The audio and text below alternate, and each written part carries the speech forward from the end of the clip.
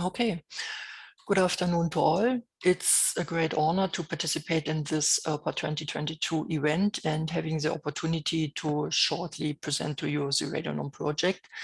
My name is M.Birschwilks and I'm speaking on behalf of the RadoNorm coordinator who cannot attend here due to other obligations. RadoNorm, you have maybe heard and read it on the agenda and certainly wondered what is this RadoNorm.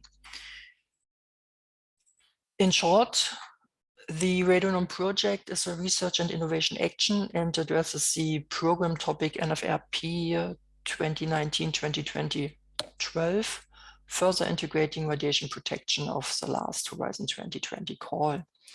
It has been granted 18 million euros and is a multidisciplinary 5 years project that was launched in September 2020. RadoNorm aims to significantly reduce scientific, societal, and technical uncertainties in all steps of the radiation risk management cycle for radon and norm exposure situations, and thus contributing to a better management of risk to human health and environment. The RadoNorm project addresses the Euratom research objectives, which are mainly to reduce risk from low doses from industrial, medical, and environmental exposures, to maintain and develop expertise and competence in the community, and to support the nuclear policies of the European Commission and the European Union, and will refine so the knowledge on radon and norm.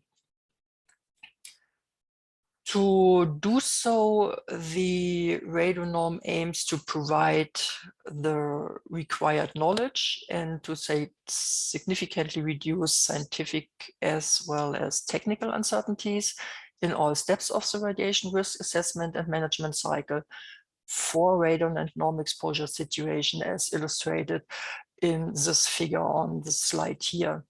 RadoNorm can be seen as an holistic umbrella framework for integrating all aspects of the radon and norm protection. And RadoNorm supports the further implementation of the European basic safety standards and helps to cope with the new requirements on radon and norm. The holistic approach by RadoNorm covers the risk assessment and risk management and development of tools, methods, and best practices to cope with the issues related to radon and norm, and as well as research on societal aspects. The work is done by several work packages, which organization is illustrated here. And steps addressed are the measuring and modeling of human exposure in work package 2, the dosimetry in work package 3, the assessment of radiation-induced biological effect as well as risk to human and the environment in work package 4, the innovative mitigation techniques and strategies aiming at dose reduction will be covered in work package 5. Work package 6 is dedicated to social and economic aspects, including communication. The work package 7 is education and training. So RadoNorm has an ambitious European education and training program and contributes to the competence building and sustainability of the project funding. And work package 8, disseminating the information and reuse of the knowledge. With the next few slides, I will shortly address the first 18 months achievements of each work package of RadoNorm, and I will starting with work package 2. So work package 2 aims to provide a better characterization of the exposure of people, so mainly public and workers, and the biota to radon and norm. Over the first 18 months, significant progress has been made. So methodologies and protocols have been established to compile and acquire new data, for instance, for the assessment of radon exposures in workplaces or the assessment of building materials. Also, the first set of field campaigns were started to better understand the influence of various environmental factors on the mobility of uranium and radium in soils. And these investigations will shed, of course, light on norm transfer to plants and support the development of new modeling approaches to predict their reactivity in soils. Finally, critical reviews of exposure pathways were carried out, and for those assessment of public and biota at norm industrial and legacy sites. Work package 3 covers the exposure and the assessment of any dose effects relationships requires a reliable dose estimation, and therefore one of the main objectives of this work package is to provide data on doses, dose distributions, and the uncertainties in order to support the characterization of health and biological effects of radon exposures. In the first 18 months, a rough review has been performed in work package 3 in order to develop a comprehensive model for the dose to embryo and fetus, and considering here the placental transfer, the lactation, and the age of children, among other factors. Next to that, in vivo dose distributions in human lungs have been quantified in order to provide realistic exposure conditions for in vitro experiments with cell cultures and organotypic tissue models.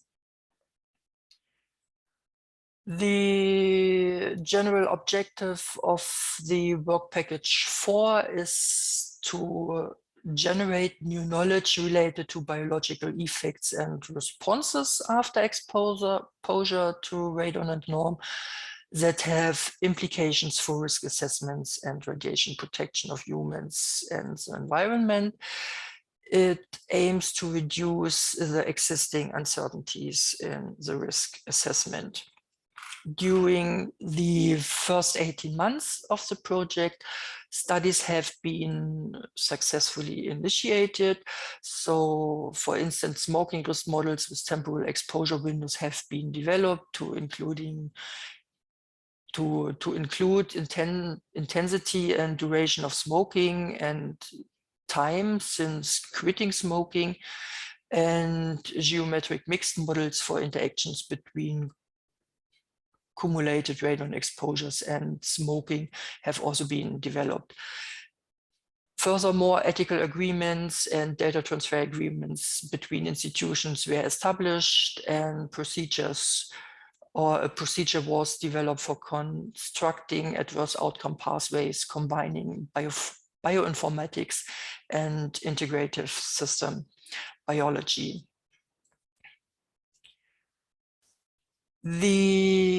One of the main objectives in work package 5 is the improvement of the efficiency of radon mitigation systems and their sustainability through new developments and optimization of current RadoNorm control systems.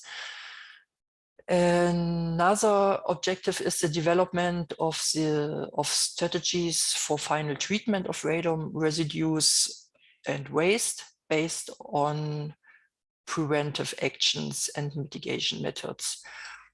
Over the course of the 18 first months, several questionnaires have been formulated and distributed.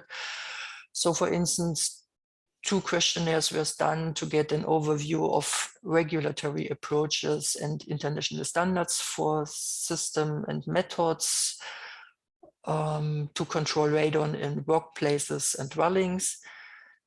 Another questionnaire, more general questionnaire, was done in collaboration with Work Package 2 to gather specific information related to norm aspects that would be needed later on in the project for radiation risk mitigation measures applied in norm involving industry and remediation of legacy sites. A workshop was organized with industry and representatives and relevant authorities.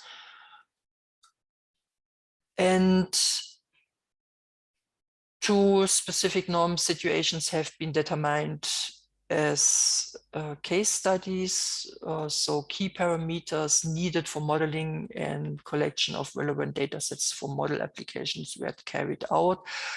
The foreseen outcome of these would be a methodology of a procedure tested on the aforementioned cases for addressing solution effectiveness and identifying possible issues to obtain an appropriate, well-justified decision.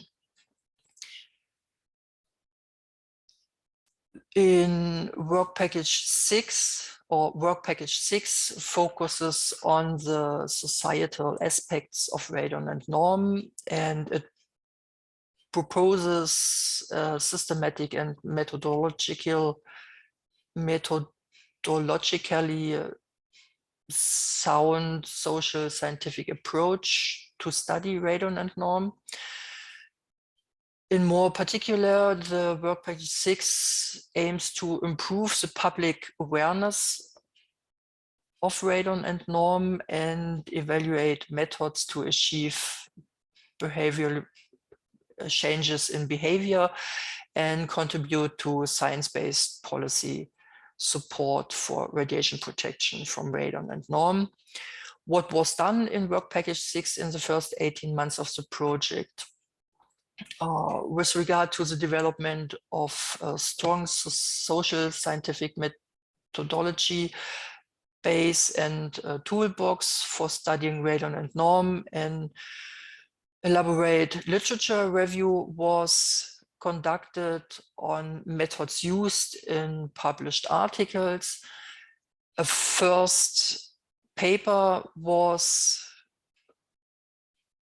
published in the Journal of Environmental Radioactivity called Evaluation of Citizen Science Contributions to Radon Research, and public opinion surveys, which serve as pilot study for following improved scales of the modular surveys were conducted. As the name of this work package implies, the aim of the work package is to organize education and training program of the RadoNorm project. The RadoNorm dedicates nearly 30% of the total action budget to education and training activities, with the focus on PhD students and early career researcher projects and contribution to the professional development of them by organizing targeted courses and exchange visitors.